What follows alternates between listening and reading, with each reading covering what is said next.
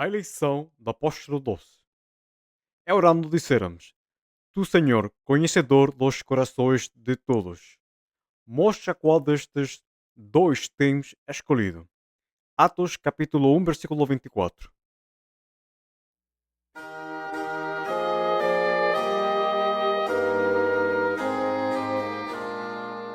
Estimado ouvinte, cordiais saudações.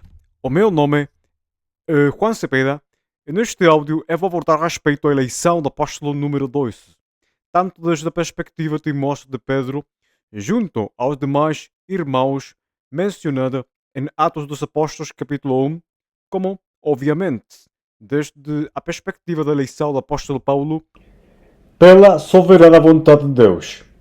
Para dar um pouco de contexto, quando o Senhor Jesus estava nos dias da sua carne, Judas Iscariotes ocupava o lugar no apostolado.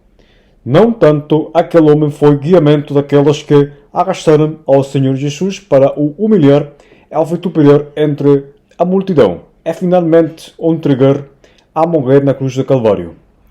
Esse homem chamado Judas, para sua vez, foi participante das maravilhas feitas pelo Senhor Jesus e claramente ele foi considerado como os demais postos no mistério do Senhor.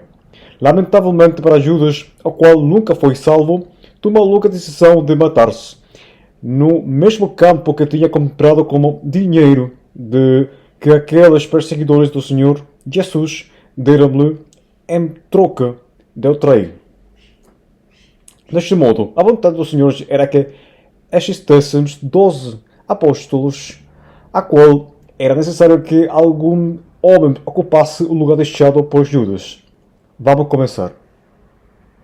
Após a ascensão do Senhor Jesus Cristo ao céu, para se sentar à direita do Pai, há grupo de irmãos galileus, os quais distribuíam-se entre homens e mulheres que estavam a esperar a promessa de Deus, já profetizada pelo profeta Joel há uns 500 anos, respeito ao derramamento do Espírito Santo sobre toda a carne, o qual era realmente necessário que aqueles permanecêssemos em Jerusalém até que aquele acontecimento cumprisse.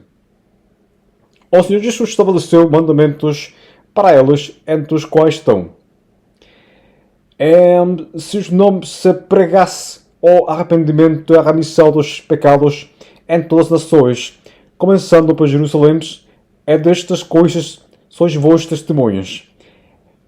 Eis que sobre vos envio a promessa do meu Pai. Ficais, porém, na cidade de Jerusalém, até que do alto sejais revestidos de poder. Lucas capítulo 24, versículos 47 ao 49. Estimado ouvinte, esse grupo estava integrado pelos irmãos que tinham crido que Jesus era o Redentor, que tinha morto, sido sepultado e ressuscitado pelo Pai entre os mortos ao terceiro dia. Elas foram testemunhas de todas as maravilhas que o Senhor Jesus fez enquanto estava no mundo e abraçaram-nos no coração que Ele é o Messias que tinha de vir e veio. Agora, por falar nisso, a grande multidão que seguiu ao Senhor, incluindo as 5.000 pessoas, as quais foram alimentadas por Ele, como só 5 pães e 2 peixes, muitos poucos criam-lhe, porque o número de irmãos reunidos era de uns 120. Sem mais delongas, Pedro comenta aos irmãos que é necessário escolher um novo apóstolo dentre os homens presentes. É porque, segundo Pedro, o substituto está com eles. É só muito lógico, estimado ouvintes, pois os requerimentos para ser apóstolo era ter sido testemunha do Senhor Jesus nos dias da sua carne, ter sido testemunhas das suas maravilhas, da sua morte, da sua sepultura, da sua ressurreição, da sua ascensão aos céus, é ser homem, obviamente. Portanto, os homens que compreendem como perfil para ser substitutos estavam indubitavelmente na grupo de irmãos, segundo Pedro, porque os que estávamos fora da grupo não foram testemunhas de todas as coisas. Pois soa muito lógico, porém o Senhor tinha outros planos melhores neste assunto.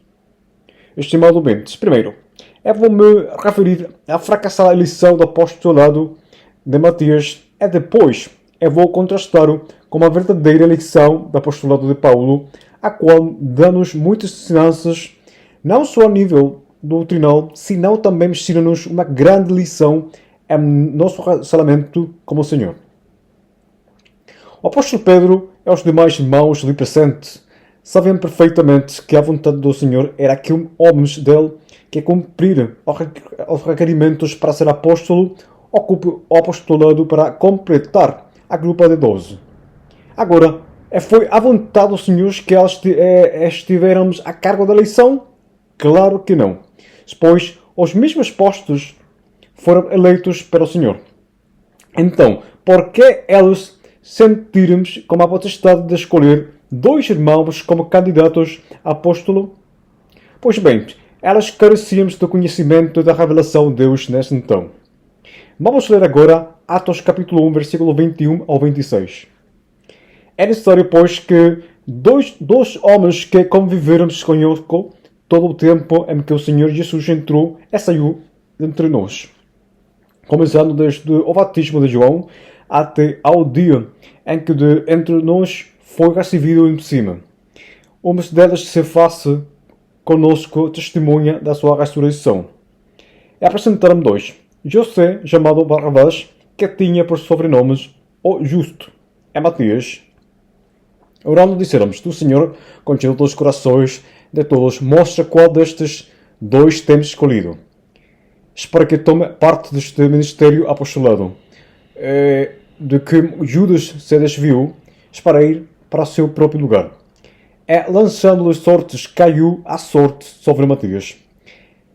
Por voto comum foi contado como os 11 apóstolos. Estimado ouvinte, nos seus próprios corações ganosos, elas procuravam de escolher dentre elas ao substituto de Judas Iscariote. É claro, desde uma perspectiva lógica era evidente, pois todos os homens presentes cumpriam potencialmente para ser apóstolo, aos quais foram apresentados Matias e José. Eu não quero de nenhuma maneira julgar os irmãos, porque elas não foram desobedientes respeito a buscar pessoas de fora. Ambos homens deveriam ter sido de grande testemunho para que fossem considerados potenciais apóstolos. Isto lembra-me muito da famosa democracia, ou seja, que o povo, na sua própria soberania, possamos escolher ao governantes seus. Porém, Deus não atua assim. Tendo orado ao Pai, os irmãos pediram-lhe por sabedoria e direção para a eleição de uns deles, e após de não receber resposta do Senhor, pois não era a sua vontade que uns deles for apóstolo, ele manteve silêncio. Portanto, a palavra diz que lançaram sorte e este caiu sobre Matias. Estimado ouvinte, que há muito para compreender. Primeiro, apesar que a vontade do Senhor era que o homem de Deus fosse apóstolo, a eleição não era a responsabilidade dos irmãos, senão de Deus. Segundo, aqui pode-se ver a desesperação dos irmãos por escolher o mais rápido possível ao substituto de Judas no apostolado, não compreendendo desta maneira os tempos do Senhor, pois ela já tinha estabelecido o tempo correto no qual o novo apóstolo tinha de aparecer. É claro que ela já tinha escolhido desde o ventre da sua mãe. Terceiro, Deus não lança sortes, pois Deus é um Deus de ordem e de propósitos. Porque Ele não lançou sortes ao fazer os céus, a terra e o firmamento. Ele não lançou sortes ao planejar nossos corpos à perfeição. Ele não lançou sortes ao escolher Abraão para estabelecer ao seu povo terrenal de Israel. Ele não lançou sortes ao estabelecer a lei. Nem lançou sortes nas profecias para Israel. Então, por que o Senhor ia permitir que os irmãos lançarem sortes na eleição de Matias? Pois Pedro e os irmãos não pensaram corretamente. Você acha que Matias tinha o mesmo caráter do que o apóstolo Paulo? Você acha que Matias tivesse aguentado as prisões que Paulo passou pela causa do nome de Cristo? A eleição de Paulo pelo Senhor não estava baseada em lançar sortes. Agora, vamos abordar a eleição de Paulo no apostolado como tal. O antigo Saulo de Tarso, um fariseu de fariseus, conhecedor da lei de Deus, é um discípulo excelente do grande Gamaliel, foi um perseguidor feroz da Igreja de Cristo e ainda concordou na morte do primeiro mártir da Igreja, Estevão. Não tanto no seu caminho a Damasco, o Senhor Jesus apareceu-se-lhe, mas vamos ler Atos capítulo 9, versículo 1 ao 6 para maior informação. E Saulo, respirando ainda ameaças e mortes contra discípulos do Senhor, dirigiu-se ao sumo sacerdote e pediu-lhes cartas para Damasco e para as sinagogas, a fim de que se encontrasse algum deste caminho, quer homens, quer mulheres, os conduzisse pressos a Jerusalém. E indo no caminho, aconteceu que, chegando perto de Damasco, subitamente o cercou o resplendor de luz do céu. E caindo em terra, ouviu uma voz que lhe dizia: Saulo, Saulo, por que me persegues? Ele disse: Quem é o Senhor? Ele disse ao Senhor: Eu sou Jesus, a quem tu persegues. Dura para ti recalcitrar contra os aguilhões. E ele, tremendo e atônico, disse: Senhor, que queres que eu faça? E disse-lhe: Ó Senhor, levanta-te e entra na cidade. Ao lá te será dito o que te convém fazer. Estimado ouvinte, esse foi o princípio do apostolado do antigo fariseu Saulo de Tarso, chamado agora pelo Senhor como Paulo. Aquele foi o primeiro encontro de muitos que o Senhor Jesus Cristo fez a Paulo, o apóstolo dos gentios. Paulo apóstolo não pela vontade dos homens, senão pela vontade de Deus, e Deus usou-lhe poderosamente para espalhar o evangelho de salvação aos gentios, a todas as esquinas. A quantidade de revelações que esse apóstolo recebeu pela vontade de Deus foram de tal envergadura que ainda Deus permitiu que o mensageiro Satanás atacasse-lhe por meio de um espinho na sua carne, para impedir-lhe que se tornar orgulhoso das revelações que tinha recebido do Senhor. Vamos ler 2 Coríntios capítulo 2, versículo 1 ao 10. É verdade que não convém gloriar-me, mas passarei as visões e revelações do Senhor. Conheço nomes em Cristo que há 14 anos, se não corpo não sens, se fora do corpo não sem. Deus sabe. Foi arrebatado até ao terceiro céu. É sempre que o tal homem, se no corpo, se fora do corpo não sens, Deus o sabe, foi arrebatado ao paraíso e viu palavras inefáveis, de que ao homem não é lícito falar. De uma simples me gloriarei eu. As meus de mim mesmo não me gloriarei, senão das minhas fraquezas, porque se quiser gloriar-me, não sereis nécio, porque direis a verdade. Mas deixo isso, para que ninguém me cuide de mim mais do que a mim vê ou de mim ouve. É para que me não exaltece pelas excelências das revelações, foi-me dado um espinho na carne, a saber, o mensageiro Satanás, para me esbofetear, a fim de não me exaltar, acerca do qual 3 vezes orei ao Pai, ao Senhor, para que se desviasse de mim. E disse-me: a minha graça te baste, porque o meu poder se aperfeiçoa na fraqueza. De boa vontade, pois, me gloriarei nas minhas fraquezas, para que me habite o poder de Cristo. Pelo que sinto prazer nas fraquezas, nas injúrias, nas necessidades, nas perseguições, nas angústias por amor de Cristo, porque quando estou fraco, então sou forte. Estimado ouvinte, o apóstolo Paulo foi levado até o mesmo céu e recebeu revelações tão grandes que nenhum homem fosse capaz de descrever-as. O assunto que vale a pena destacar aqui é que Deus permitiu que o mensageiro Satanás lhe esbofeteara como um espinho na carne para que as revelações não o fizeram exaltar-se. Igualmente, este apóstolo, pela vontade de Deus, é o escravo de Cristo. Escreveu as cartas apostólicas desde Romanos até Hebreus, nas quais Deus deu muitas revelações por meio deste homem. Vamos ver algumas das revelações mais cruciais. Número 1. A justiça de Deus é pela sua graça por meio da fé. Sim, as obras da lei, entanto, para os judeus como para os gentios. Em Romanos capítulo 1, versículo 16 ao 17, o Espírito Santo revela a Paulo que o Evangelho de Cristo é poder de Deus para a salvação a toda pessoa que crê, ao judeu primeiro e ao grego também, já que a justiça de Deus é revelada por fé e para a fé. Após, em Romanos capítulo 3, revela-se-lhe a maldade dos homens na sua natureza, fazendo necessária a salvação deles, não mediante o cumprimento das obras da lei, pois pela lei é o conhecimento do pecado, senão pela fé em Cristo Jesus.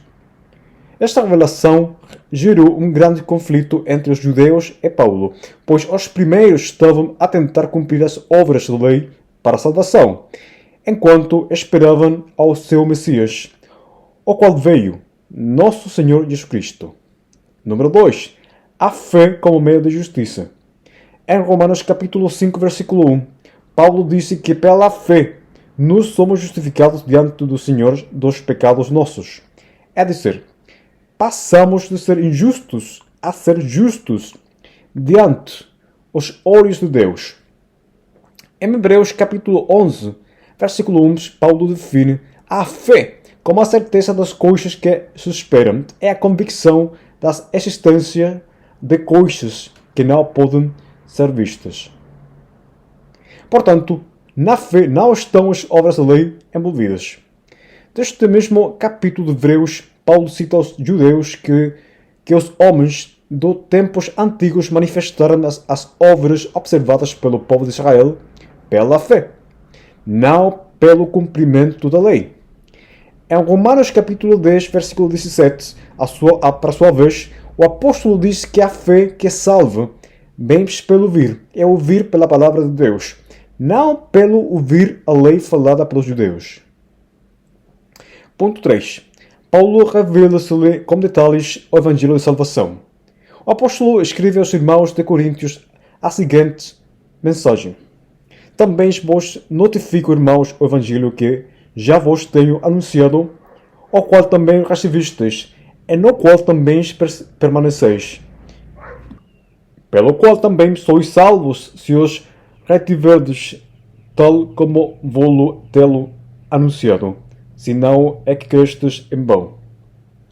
Porque primeiramente vos entreguei o que também recebi, que Cristo morreu por nossos pecados segundo as Escrituras, e que foi sepultado e que ressuscitou ao terceiro dia segundo as Escrituras. 1 Coríntios capítulo 15, versículos 1 ao 4. Estimado ouvinte, toda pessoa no mundo que ainda não tem sido salva deve crer nesta mensagem, arrependendo-se anteriormente, a qual são boas novas para o mundo inteiro. 4. Paulo revela-se-lhe o arrebatamento pré-tribulacional da igreja restante. Paulo escreve aos irmãos coríntios o seguinte: É assim como trouxemos a imagem do terreno, assim traremos também a imagem do celestial. E agora digo isto, irmãos, que a carne e o sangue não podem herdar o reino de Deus, nem a corrupção herdar a incorrupção. Eis que vos digo o mistério. Na verdade, nem todos dormiremos, mas todos seremos transformados. No momento de abrir e fechar de olhos, ante a última trombeta, porque a trombeta soará, e os mortos ressuscitarão incorruptíveis e nós seremos transformados. Porque convém que isto que é corruptível se revista da incorruptibilidade, e que isto é mortal se revista da imortalidade. É quando isto que é incorruptível se revestir na incorruptibilidade, é isto que é mortal se revestir da imortalidade. Então cumprir-se a palavra que está escrita: Tragada foi a morte de vitória. Onde está a morte, o teu aguilhão? Onde está o inferno, a tua vitória? Ora, o aguilhão da morte é o pecado, é a força do pecado, é a lei. Mas graças a Deus que nos dá a vitória por nosso Senhor Jesus Cristo.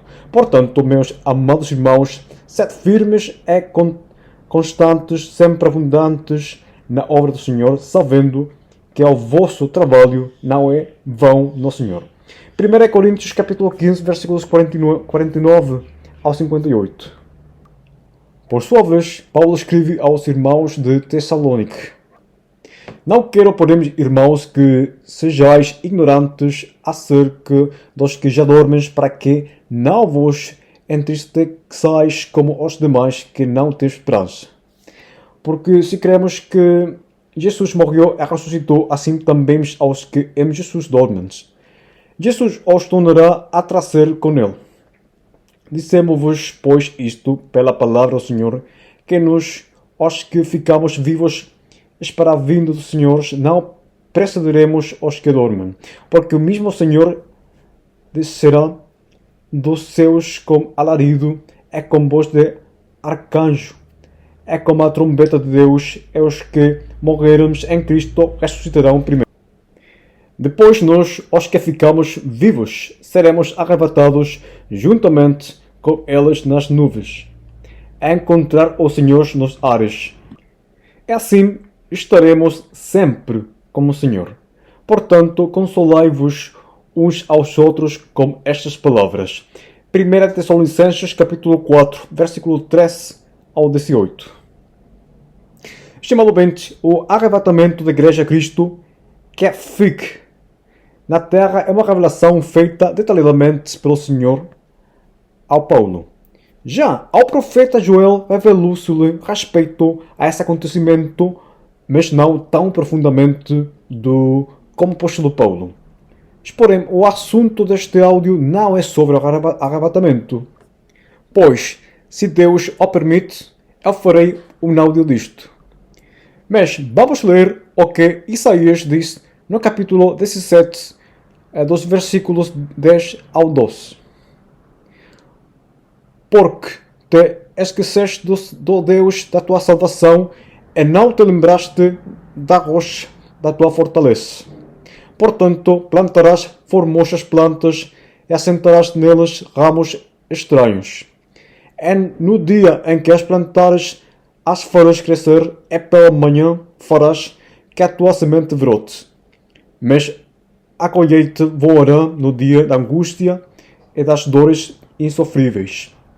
Ai do bramido dos grandes povos que bramamos com bramantes dos mares e o rugido das nações que rugem como rugem as impetuosas águas.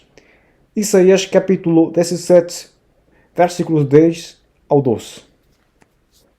Estimado ouvinte, o mais incrível, tanto a Paulo como a Isaías revelou-se-lhes que após o arrebatamento da igreja vai acontecer o período melhor conhecido como a angústia de Jacó ou grande tribulação. É claro, até então a igreja não estará presente.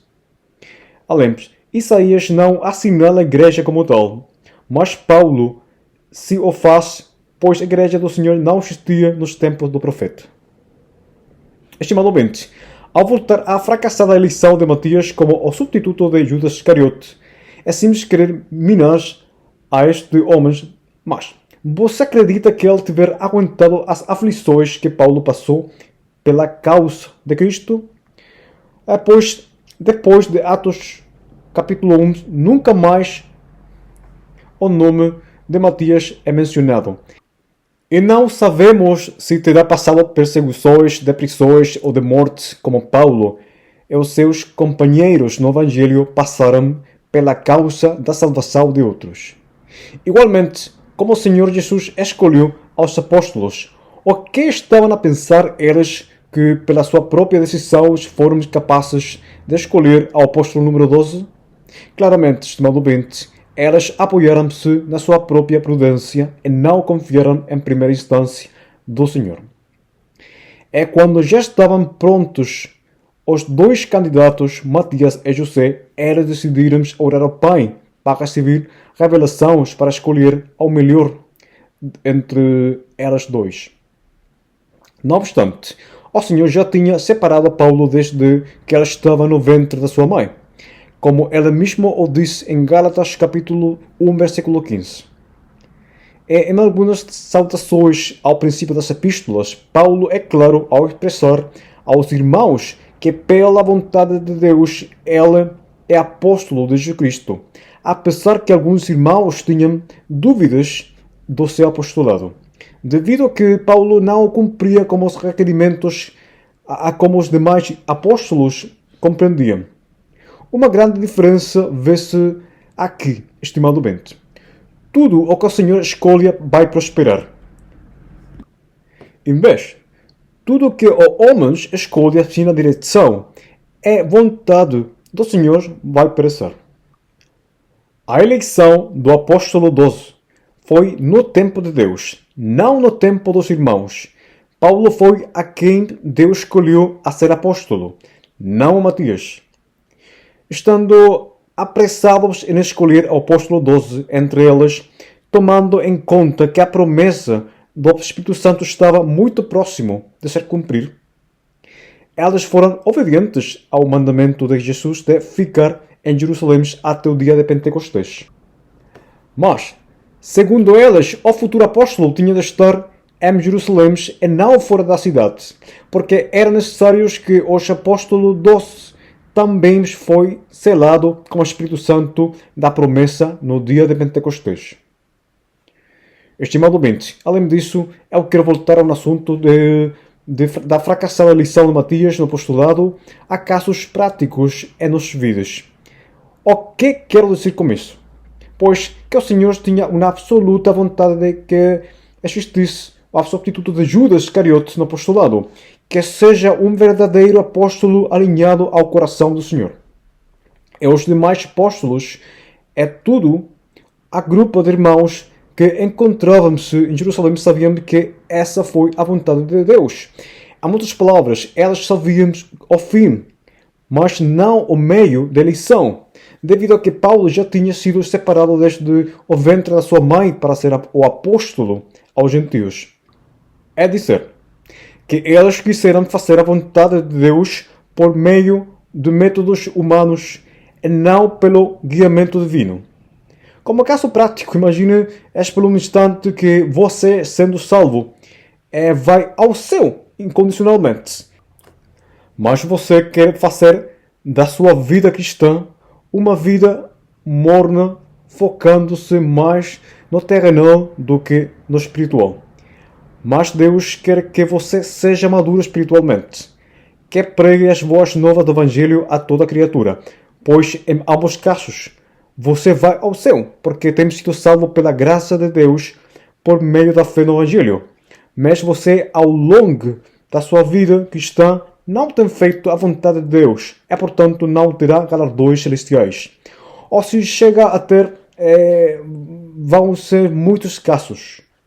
Outro caso prático, a vontade de Deus é em que você tem uma esposa, mas em vez de esperar nela a pessoa idônea e no tempo correto, você tem pressa e termina a encontrar a pessoa correta no seu próprio tempo. O mesmo aconteceu com a patriarca Abraão. O Senhor prometeu-lhe que das suas entranhas vai sair um filho, seu como a sua esposa, Sara.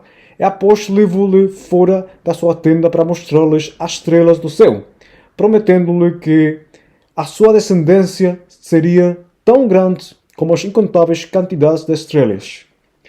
Tendo Abraão crido na promessa, a sua filha foi imputada por justiça. No tempo aceitável de Deus, o filho da promessa virá. Porém, devido à impaciência de Abraão e de Sara, os quais estavam já muito velhos, Sara pediu a Abraão que mantinha relações sexuais com Agar, uma serva egípcia dela, para que dele possa nascer um filho, pois Sara era estéril. Como fim de querer fazer a vontade de Deus nos tempos de Abraão e Sara, e não nos tempos de Deus, daquele relacionamento com Agar, Ismael nasceu, o pai dos muçulmanos. Hoje podemos ver as consequências que foram causadas por aquela desobediência. A religião do Islã tem invadido grande parte do Meio Oriente, esta a ser uma ameaça na Europa. Não obstante, Deus foi fiel à promessa e do ventre de Sara, Isaac nasceu, apesar da sua velhice e esterilidade. O mesmo aconteceu com a fracassada lição de Matias no apostolado, estimado ouvinte. O que Deus escolhe é sempre o melhor, muito melhor do que o homem possa escolher, sim, a direção de Deus. Imagine a vergonha que deviu ter sentido Matias graças à sua fracassada eleição e, sobretudo, a vergonha que o suposto primeiro pai da igreja, o qual tem supostamente as chaves do céu, Pedro, teve de sentir, que ficou como um nécio. Estimado ouvinte, se você é um filho de Deus, a vontade do Senhor para a sua vida é sempre bom. Você só seja paciente. É sempre faça de acordo à direção que Deus lhe dá. E não tente cumprir a vontade de Deus nos tempos estabelecidos por você mesmo. Porque Deus já sabe os tempos corretos, pois Ele tem pré-conhecimento das coisas. Uma vez mais, o meu nome é Juan Cepeda e que Deus lhe abençoe. Até o próximo áudio, se o Senhor dá-nos vida. Adeus.